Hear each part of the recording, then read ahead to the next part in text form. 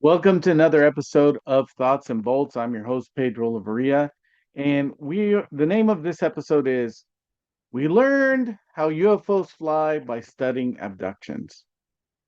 That's the truth. And I'm going to show you why that's the truth. Okay. And why do I want to talk about this? Well, because Age of Disclosure, right? Age of Disclosure, which is an awesome UFO documentary. I recommend it especially for anybody who doesn't know anything about UFOs. Okay. I actually think this documentary has two audiences. I'm going to explain exactly what I mean by that later. But the man who stole the show was Dr. Hal Puthoff, right? If you don't know who Dr. Hal Puthoff is, Hal Puthoff was the former director of the CIA psychic spy program that existed for like 20 years and had, millions of dollars in its budget. And he was also part of OSAP, which is the largest publicly acknowledged UFO program the government's ever had under the Defense Intelligence Agency at the Pentagon. So, I mean, this guy, you want to talk about thoughts and bolts, the theme of this show. I mean, this is the king of thoughts and bolts, right? Former head of the CIA psychic spy program, a member of the DIA UFO research program. This is the guy to listen to. And what I get it, come on, first of all, his part of the documentary was awesome, but it seems like a lot of people are blown away by um, how he described the way UFOs fly. And what's really interesting to me is that it seems like people don't actually read the paper, right? People talk about what he said on the documentary. They talk about the physics of it as to the degree they understand, but they don't actually read the paper. And a lot of them will say, "Well, I'm not a scientist." Like, no, no, no, no, no. You don't need to be a scientist to read a science paper and understand it, okay? Because they're writing in English. You can just skip the formulas if you don't understand the formulas, right? And just read the English. And you can understand what's on the paper and talk about it just as well as anybody else without making references to Hollywood movies, okay? And I think this is important. I'll tell you why. Let's start with Miguel Alcubierre, okay?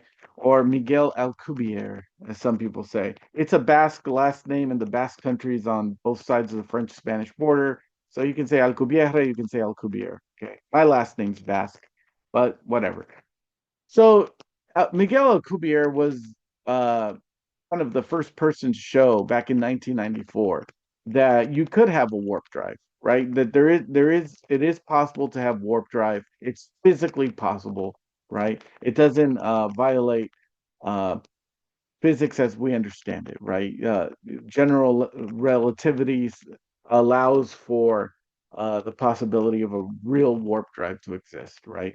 And by the way, he's a professor now at UNAM, the National Autonomous University of Mexico, which is the biggest university in Latin America.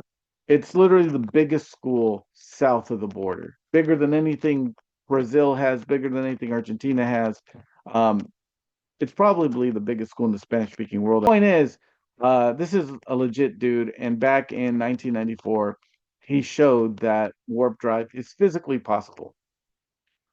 And then Hal Puthoff, when he was part of OSAP, right, he wrote one of the Defense Intelligence reference documents on advanced space propulsion based on vacuum engineering.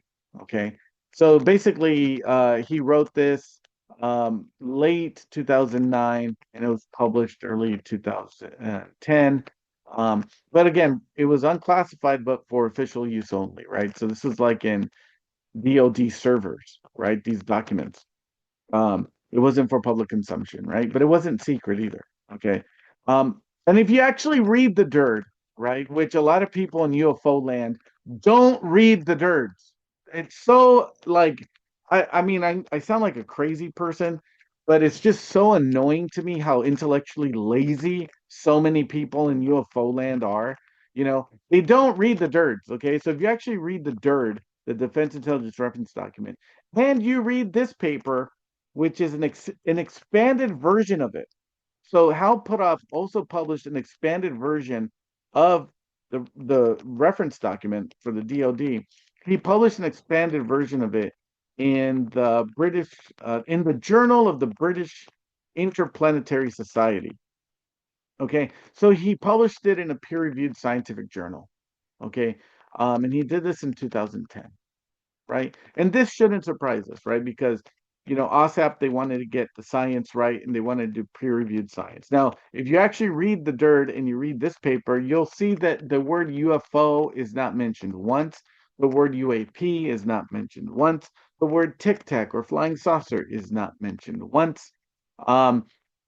This is an exercise in esoteric writing, and that's key to understanding anything these people put out, right? If anybody with any kind of security clearance who's worked in intelligence or in some secret super secret government program writes anything or says anything, you have to take it as esoteric writing by definition, because they are by definition esotericists. Okay, they have secret bodies of knowledge that you are not allowed to have. And I don't say this pejoratively.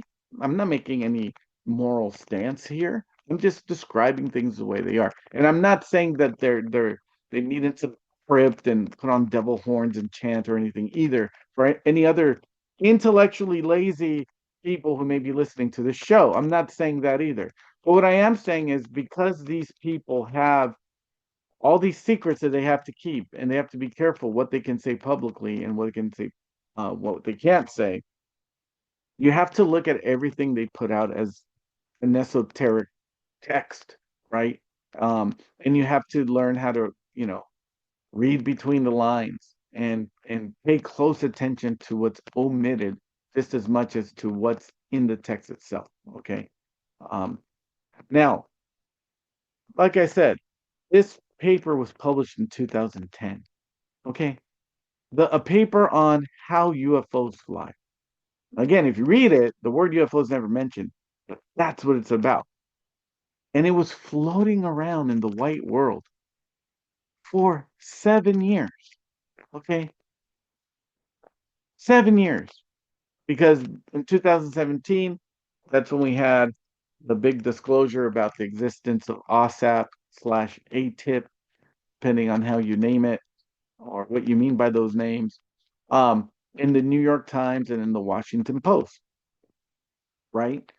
So before it was ever admitted that there was a secret DIA UFO program, and before, Hal Puthoff could come out of the closet as having been in that program, he had a peer-reviewed scientific paper on how UFOs fly, floating around in the white world, and nobody noticed. Why? Because these kinds of texts, these esoteric texts, have two audiences: the few and the many. Okay, you and I are the many, but the few are the people who are in on the secret, right? And then they can read it for themselves and understand what's meant to be understood. Okay, and this is Leo Strauss. Read Leo Strauss and what he says about esoteric writing. He did esoteric reads on Plato. He did esoteric reads on Maimonides. Um, but that's how you have to approach this. Now, why do I say we learned how UFOs fly by studying abductions? Okay, let's go back to TTSA, shall we? This is Steve Justice. Steve Justice was the former head um, of Lockheed Martin Skunk Works, right? He now works for Virgin Galactica as their vice president of engineering. But he had the opportunity to interview Hal Puthoff for this show on Apple called TTS Talks. Now, it turns out that if you look around and say, okay, who's investigating general relativity? Well, it's basically astrophysicists are worried about black hole mergers and neutron stars and all that kind of thing. But I came at it from a wholly different standpoint. I said, okay, in electromagnetism, we have a set of equations called Maxwell's equations. And basically, those equations are what we use to develop everything from light bulbs to batteries to Wi-Fi, you name it. But no one ever thought of taking Einstein's equations for general relativity and saying, okay, well, let's look at these from an engineering standpoint. Suppose I could engineer general relativity equations of Einstein, just like all the electrical engineers engineer Maxwell's equations for electromagnetic effects. No one had ever thought of doing that, actually. So, but anyway, that was my challenge that I gave myself, and I actually gave myself that challenge as I was part of the government's UAP program. And so I did a really interesting thing. I said, okay, looking at how UAP phenomena seem to occur and looking at, say, electrical equations, Maxwell's equations, I don't think we're going to handle it that way. It's just, we don't see a way forward there. So, well, what about general relativity? And so I got a piece of paper, and on one side of the piece of paper, I wrote down all the weird claims of people who claim to have observed UAP phenomena. And the claims are, can be pretty weird. Drove over my car and my car lifted off the ground, or it put out this enormously brilliant light, and just on and on. In fact, from my standpoint, for what I was attempting to do, the more weird the description, the better. Because if someone is just making up a story, they want it to sound rational and make sense. So when somebody tells you, there was a craft and it was, only 30 feet across, but when I got inside, it was as big as a football field, that kind of stuff, you say, oh my gosh, who would make that up if they want to sound rational? So there may be something to that. So anyway, there's my list of weird phenomena on the left-hand side of the piece of paper. And so that I said, okay, suppose I take general relativity, Einstein's equation for general relativity, and I write down what kind of effects I might be able to see if I was able to engineer those equations. I wrote those down on the right side of the piece of paper, and I got a match. I got a match between unusual reported phenomena on the one hand, and what would happen if you could, in principle, engineer Einstein's general relativity equations. And so that convinced me, okay, then I think this is the way to go. And so space-time metric engineering, well, general relativity has to do with the space-time metric, that is time and space as we usually know it, but can get distorted in general relativity. And so I said, okay, now one might ask, well, you got the equations and you think you know how it works. Why haven't we built one? Well, it turns out that to get those very large macroscopic effects, as we would say, it looks like you need a lot of energy and a very tiny volume and so on. So we haven't yet engineered it, but nonetheless, I think we have the blueprint for the direction to go to try to engineer it. So that's become a passion of mine. And so when we sat down to talk about possible. Okay, so let's try to understand what he said. Planets, black holes, suns, that's the super big, right? And that's what general relativity deals with, right? And people don't do engineering with general relativity, right? I mean, they might with regards to, let's say, GPS, right? Because they have to take into consideration the time dilation that occurs in space versus on Earth with our gravity. So when, the signal goes to the satellite and then goes back to your car, they have to factor in the difference in the way this rate and the speed time is going in space versus on Earth in order to make sure that when the signal hits your car, it's where your car is going to be. Okay, so aside from that, as far as I know, nobody's using, general relativity, the physics of black holes to engineer anything. Okay. So Al Puthoff said, okay, what happens if I do? Right. And then he found a match, right? He found a match between what close encounter experiencers report and the Alcubierre drive, essentially, right? Because that's what you have in this paper, right? an engineered space-time metric, right? One that condenses in the front of the craft and expands in the back of the craft, thus creating what looks like movement from, across the sky, whereas in their own warp bubble, they're not actually moving. The world is moving around them, so to speak, right? So he found a connection, a match between the basics of what Alcubierre kind of mapped out, okay, and the reports of these close encounter people, right? The people that have experienced things, okay. And again, he's having this talk with Steve Justice, the former head of Skunk Works, Lockheed Martin. So look, there's two possibilities here, right? One possibility is that Dr. Jim Lakatsky, the head of OSAP, okay, went inside one of these things and it was bigger on the inside than it was on the outside. Okay. This is pure spaceless speculation. I'm not saying this is what happened, but it's possible that Lockheed has a craft and that they were able to breach the hull, right? And that Dr. Jim Lakatsky went inside and that it was bigger on the inside than it was on the outside. Okay. And then that is what Dr. Puthoff is uh, referring to when he talks about what motivated him to write these papers. But again, that's baseless speculation. I'm not saying that's true.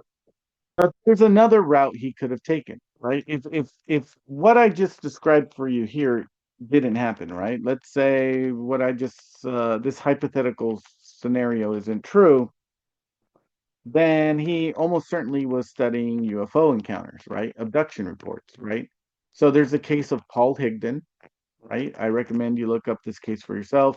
But Paul Higdon in 1975, in 1975.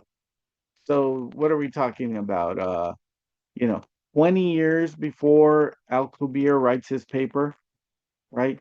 20 years before Alcubierre writes his paper, and 35 years before Puthoff writes his paper. Okay. Paul Higdon was just a blue collar man, went out hunting one day, and he encountered a transparent cube, right? And a transparent cube that was 7 by 7. So it was 7 feet by 7 feet. Okay. 7 feet by 7 feet. But he encountered some aliens, right? And he went inside the cube, and somehow these aliens, who were 6 feet tall, by the way, okay, somehow these 4 6 feet tall men were able to fit in this cube with 5 elk and a chair. 5 elk in a chair in a cube that's 7 by 7. Okay. That doesn't make any sense unless you're talking about an engineered space-time metric, right? Of the kind Hal Puthoff writes about in his papers. Okay. So a craft where the inside is bigger than the outside, right? And like if you read what I write here, you'll see that Paul Higdon was in a chair. The three men are in front of him, and he can see through the reflection of the ceiling that there were the 5 elk were behind him in a cage, right? That doesn't make any sense unless you're talking about an engineered space-time metric. Okay. And then again, another source for this research could have been John Mack's book, right? If you look at John Mack, Harvard psychiatrist, right? Professor of psychiatry, who almost lost his job because of the research he was doing on abductees, writes in this book, Abduction, which was first published in 1994. Okay, so the book Abduction was first published in 1994. Same year Alcubierre wrote his paper. But again, we're talking about, um, you know, what, 14 years, 15 years uh, before Hal Puthoff publishes his paper. Okay. Again, you have at least two cases in John Mack's book where the ship is bigger on the inside than it is on the outside. Okay. The ship was bigger on the inside than it was on the outside. Okay. Again, in a book that was published, 14, 15 years, okay, before Hal Puthoff, um, wrote his paper, okay, for the Defense Intelligence Agency, okay.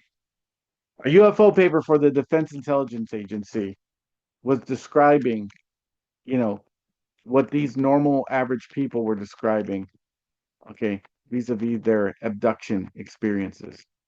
Okay. So that's interesting because in the age of disclosure, they don't mention abductions at all. Okay. As far as I remember, I watched it only one time and I watched it on my commute. Okay. I didn't have the luxury of time where I could just sit in front of the TV and like watch the whole thing. No, I watched it during my commute. No mention of abductions. Okay.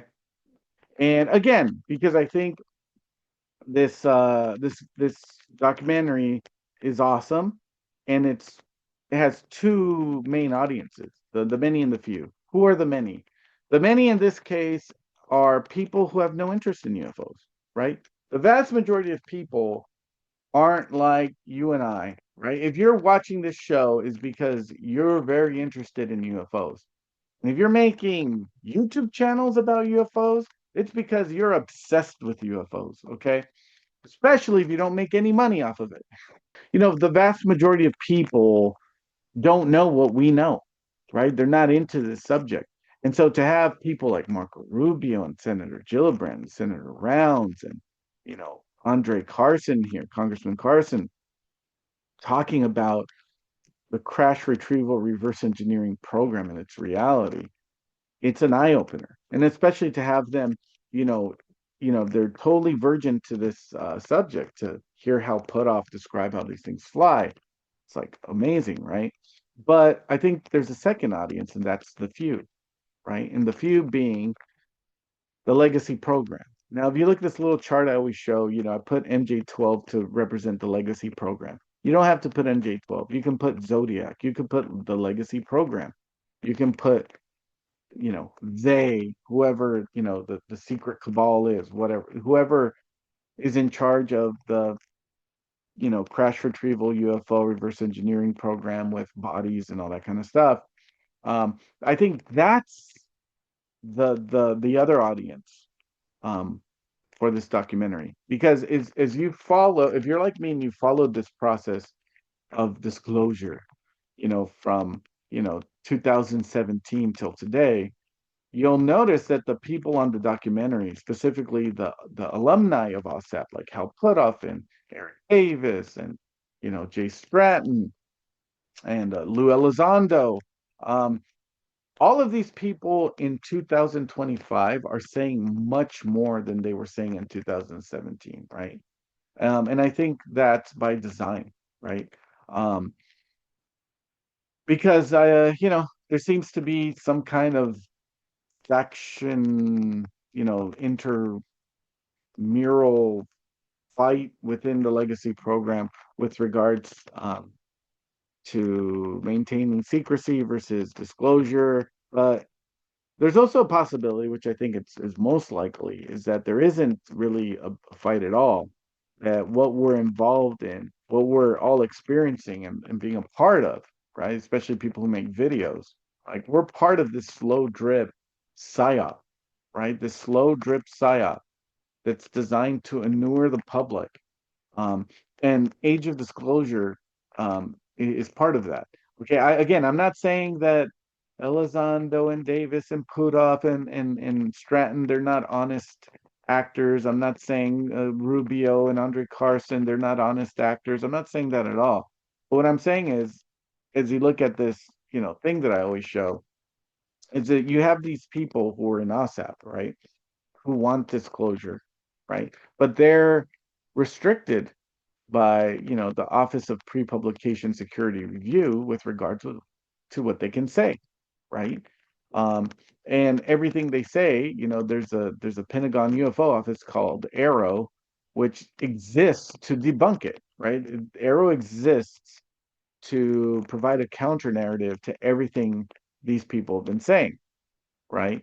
And so Dobster controls what they can say, and then APRO debunks whatever it is they do say, right?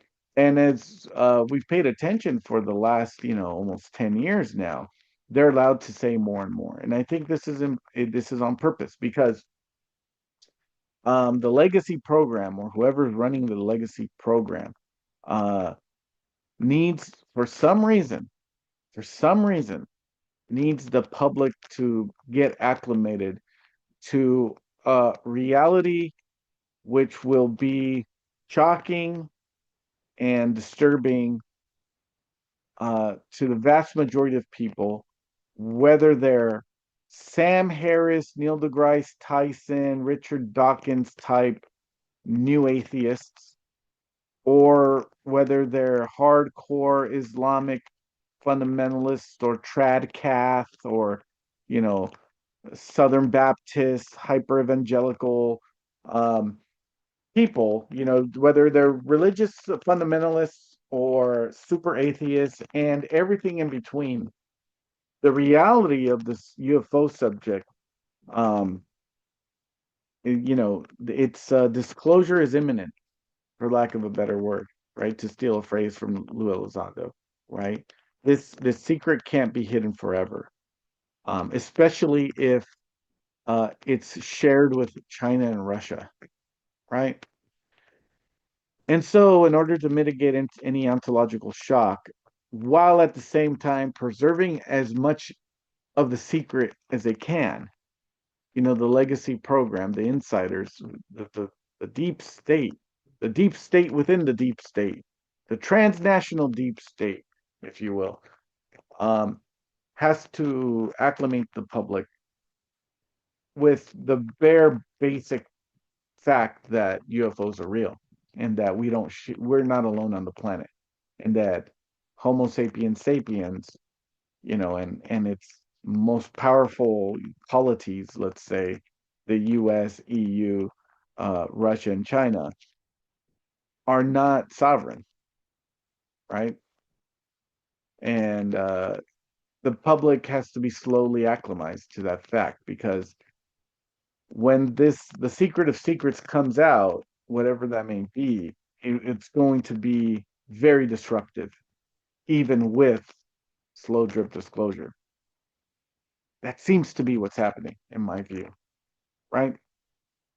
So again, I hope I didn't come off too condescending in this show, but it really is a frustration of mine because I've been following this scene for like almost 10 years, and it's just the intellectual laziness of so many people have made most of the shows and Twitter accounts just unfollowable. You know what I mean? Um, and that's what we're trying not to do with this show, right?